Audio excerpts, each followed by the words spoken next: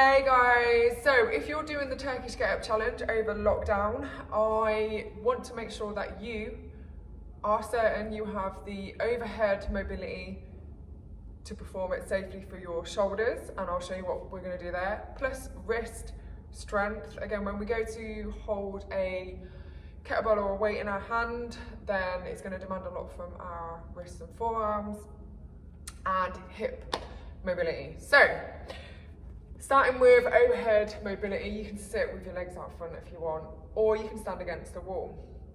Keeping the core engaged, we need you to be able to get your hands in this position without leaning back or compensating in another way. So when you do this test, if your hands are here, it's probably not safe for you to do a Turkish Get Up, okay? I don't want to compromise your shoulder health and cause you pain during lockdown.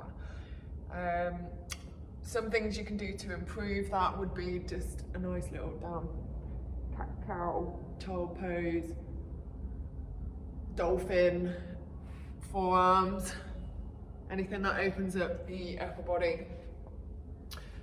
Even banded external rotations, and then single arm press as well. So again, just you'll need to focus on shoulders, so please don't do this challenge if you haven't got that safe range of motion.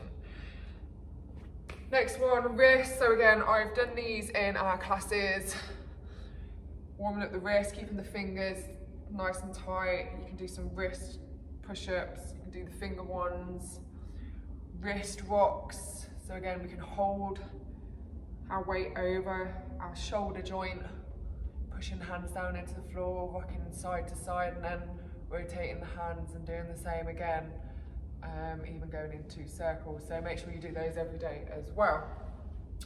Second one is we need to make sure you've got good hip flexion, external rotation, abduction, because getting from the floor and up means you need to get into those positions and your hips need to move into them safely.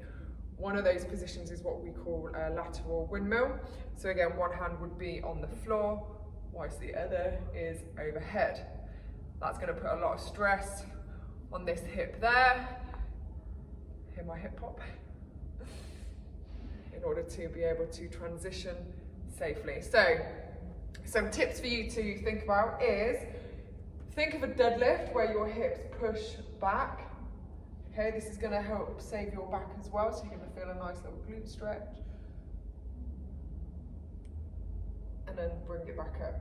So you could practice this for a moment. Just make sure that feels comfortable. Do both sides as well. So again, keep the core nice and tight. Extend the hips back onto the floor and bringing it back up.